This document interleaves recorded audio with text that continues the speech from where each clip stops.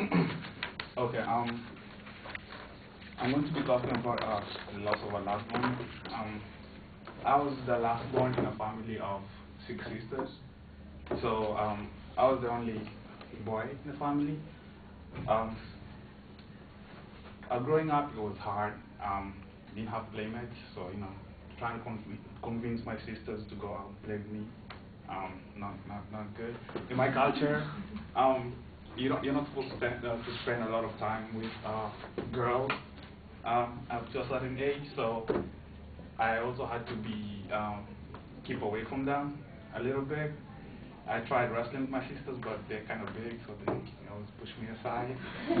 Up until my elder sister got a son. His name was Ben, and he was like a couple of years, I think only a year younger than I was. And so we bonded. He was like my little brother. Um, we went to the same school, so I was kind of my brother's keeper. Up until kindergarten, I remember when one day I was playing with my friends and went home and got on the school bus, and I forgot to check whether he was on the bus, so I just went home playing at the back of the school bus. When I got home at my stop, I didn't. That's when I realized that he wasn't on the bus, and when I got home, I got in a lot of trouble. Before we went back to school and got him, he had walked like 6 miles. I think he was only 7. He was crying and scared, and I was just glad to see him.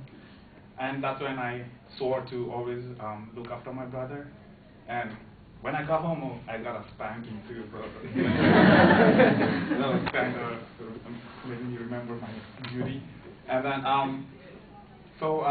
at my sweet 16, I got a bicycle. So that was a big thing. That was my car, my culture. That was my sweet 16. He didn't have one. He was 15. So we always, like, what was mine was his, and what was his was mine. So it was our bike. So we always went around, fun, playing. He showed me how to ride the bike. I didn't know how to ride a bike. He didn't know either, so he used to hold me when I was doing it. I used to hold him. One evening, I was going to the shop, so he was on the bike. I was at the back. He was carrying me. On the tarmac, he kind of slipped, and he hit the handlebars on his chest, so he fell awkwardly. When he got up, he coughed some blood, and I knew something wasn't right. I was okay, so we got him home, got him to the hospital. I was told to stay home since the next day was school. So the following morning, actually, he came back at night, and he told me he was okay. So I went on his bed, and we slept. Hey, are you okay? He was okay. So the following morning, later that night, he was taken to the hospital because he kept throwing up. And I was told to make sure that I went to school. They wouldn't let me stay home with him or go to the hospital with him. So I went to school, and then later that evening when I got home, I found a lot of people back home. So that was just like, there's a lot of people. So I got in the house and everyone was crying, and that's when my worst fear was, I was like, oh no, not again. So when I got in the house and I asked what happened, and they told me that I didn't have to hear anything. So I was like, oh. So that's when I realized, I was my brother's keeper. I had sworn to him that I would always be there for him, and when I lost him, changed my life. He was always like there when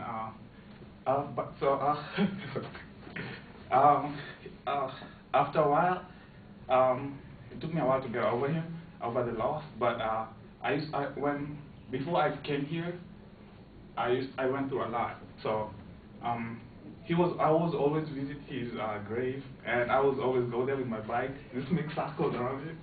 They were like, hey, yo, you're on the bus. When I got here, it was sad because I couldn't see him again, because I can't see him again.